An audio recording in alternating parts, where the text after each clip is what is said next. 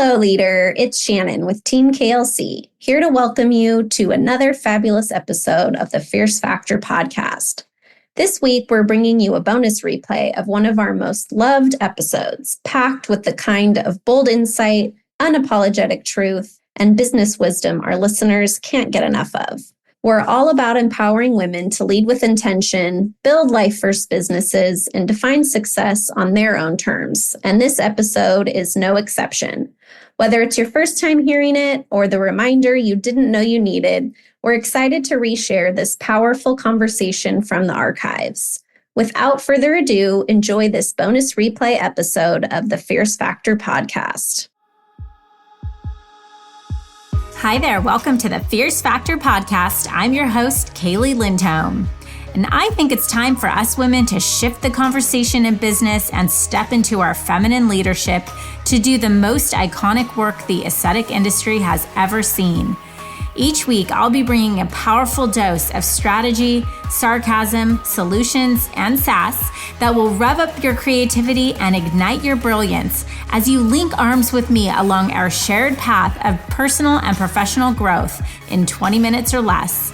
Let's go. We are well into the full swing of summer over here in the Lindholm household. I don't know about you, but what that means for me is travel, a lot of it. In fact, I think I might be gone more than I am home this summer, if I think about it, because I will be on the road with Cooper, my 16-year-old, for lacrosse. He is playing on 2 travel teams. So we've already taken 2 back-to-back trips to Dallas and then Temecula. Next week, we'll be heading to Maryland. It's exciting, don't get me wrong, but anyone who knows what it's like being away from their business for an extended period of time, well, it can definitely stir up some anxiety. And that has certainly been the experience for me as a growth advisor who works very intimately with our clients. Shutting down 15 days a month is pretty anxiety inducing. It's hard to not be there. And it's required me to scrutinize my time and priorities really like never before. I think about this anxiety, entrepreneurial anxiety is a buzzword, is something that we talk about a lot in our academy. And it's just a totally normal vibration. In fact, I've yet to work with a female founder who doesn't experience this, but it's not a red flag. It's a warning sign that we need to slow down and pay attention and to get quiet and curious about what's feeling misaligned. And a lot of times it's just our brain just trying to spin out and predict all of the potentials that could go wrong when in fact everything's really dialed in. So I've really been taking the time to observe my own mind and behavior during this process because it's so easy to want to find a solution or find a reason, right? Or to blame something or someone else for the results of the decisions that we make as leaders. And to be honest, I've noticed my own energy shift in a way that I don't think has served me optimally because I am very clear on the way that I want to show up as a leader. But when I am overwhelmed or stressed or exhausted or just flat out not present, there's no way that I can lead from that state and can be that kind of leader that I aspire to be. I think of leadership as the foundation of all business results. And the primary source to inspire and motivate others is through our energy. And that's why I'm always ruthless about protecting my energy at all costs. And I talk to you about this all of the time.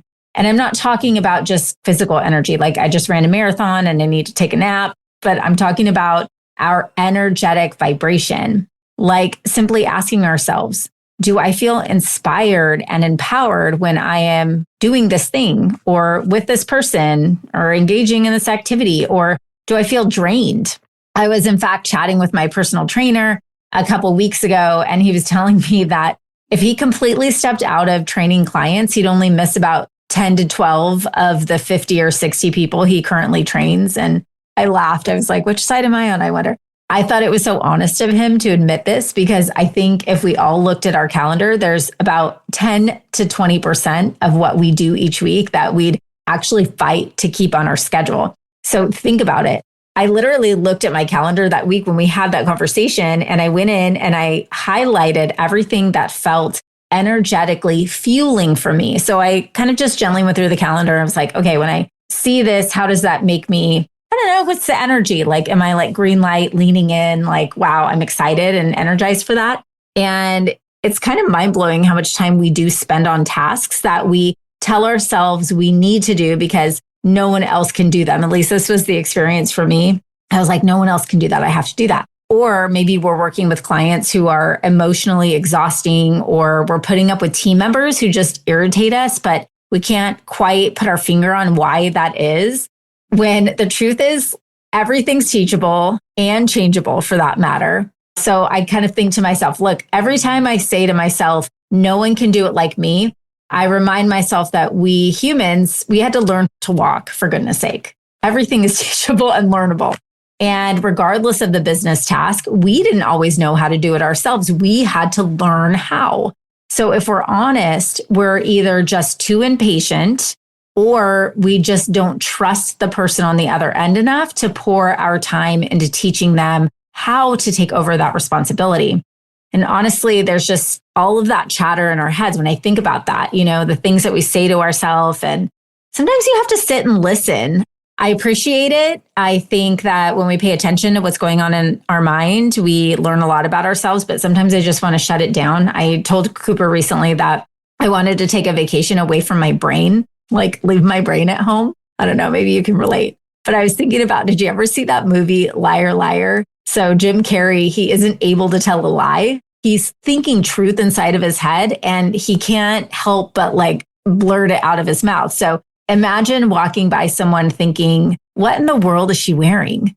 That just has to fly out of your mouth, like out loud, like blurting it out. This is what we do, right? And this is what I see in coaching so often. We have these like hidden truths that occupy so much space inside of our head that we run down our own battery every day by simply putting up with the people, places, and things that we're simply annoyed by or over it. That kind of like, meh, I'm good.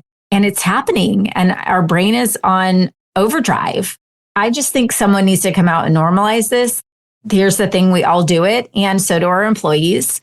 And as business owners, as we advance and take on more responsibility, I think acknowledging this truth becomes not only valuable, but inevitable because there are only so many decisions we can make in a day.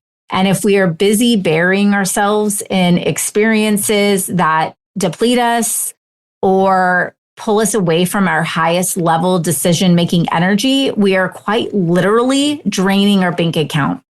Most high-achieving women find this to be a really hard concept to grasp. The idea that slowing down to think creates traction and ultimately leads to compounding growth because scaling sustainably, it's all about creating leverage, meaning one input equals 10 outputs. So I'll use the term sometimes, stop playing checkers and start playing chess.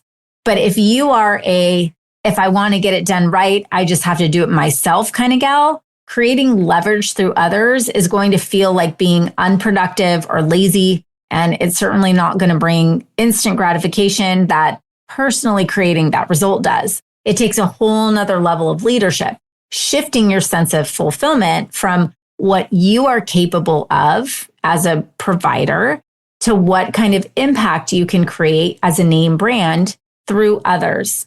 This is the game. That's it. If you want to build a company, you have to build yourself as a leader.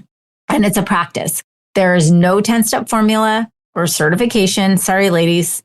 There's only understanding of concepts, building your leadership philosophy, defining your core values, and authentically leading others to those standards. Hey, leader. I know the journey to building your greatest potential can feel overwhelming. You're setting big goals, navigating resistance, and trying to stay true to who you are in the process. That's exactly why I created the Fierce Factor Society. This isn't just another membership, it's a launch pad where ambitious women like us come together to grow, lead, and thrive. It's a space to take those big dreams and make them real step by step with the support and tools you need to succeed. If you've ever felt like you were made for more but didn't know exactly which step to take next, the Society is your space to access the tools, strategies, and support to unlock your next level of leadership. Let's do this together. Visit klcconsultants.com/Fierce Factor Society to learn more. Can't wait to see you there. I'm so often asked, how do I become a better leader? And I think this is such a powerful and also powerfully personal question, similar to how do I build a better business? Or how do I find a better boyfriend? How do I create a better life? We often have trouble showing up as the best version of ourselves as leaders because we haven't clearly defined what ideal leadership actually is for us personally. And many of us have never had great leadership role models, so we don't even know what that looks like.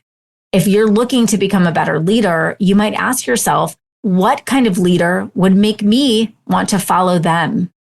For me, it's someone who is clear on their vision, someone who upholds high standards and holds everyone equally accountable to them, someone who inspires me to see what's possible, someone who challenges me to do better, someone who recognizes my strengths, calls them out, notices that I'm doing excellent work, even when I don't tell them or no one else does.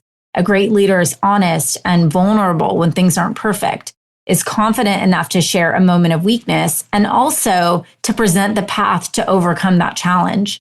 Someone who allows me to fail forward and provides a safety net to catch me and then helps me get back up and learn from my mistake.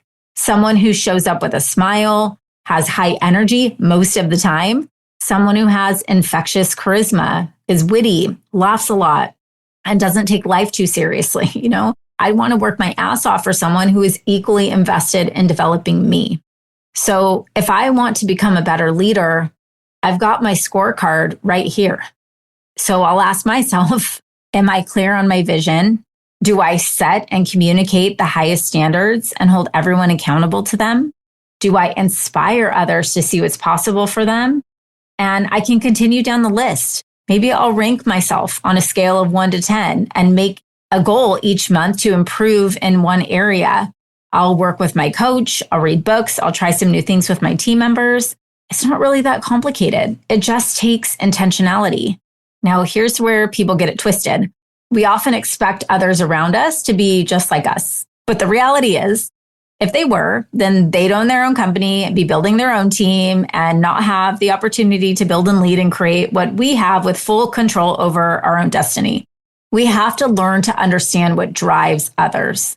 In fact, we've created a whole team training that we offer at KLC called the Great Culture Reset. In this training, we conduct a survey uncovering love language, key drivers, personality types, and areas of interest and growth goals of each employee. This helps our clients understand how to best enroll each team member into their vision. Because listen, ultimately, leadership is getting the people around you to want to work toward accomplishing your vision for their own reason. And the ultimate flex is building a team whose vision is aligned with yours. And trust me, goddess, believe it or not, this is actually easier than you think. But it just requires calling out your expectations and creating extreme clarity around your mission, which is the promise you're making to your customers, the vision, which is the goal of the business, and your values, the standards by which you operate and hire. If you are running a business and are not clear on these, this is the first place to start. I actually have a 3-part virtual training available to handhold you through this process. It's called our Happy Hour Masterclass Bundle. It's a bundle of the foundational core things you need to know about building your business. You can get that in there. I'll link that up in the show notes. But this is just the foundational work that we have to do. We do this both in our 6-week Confidence to Scale program and also in our flagship Pop Leadership Academy. It is the nucleus of a business. My ask of you this week is to stop trying to look outside of yourself for new tactics and frameworks and methods. There isn't a book out there that can define what great leadership looks like for you. It's inside of you. You just need to have the guts to slow down and start building with intention.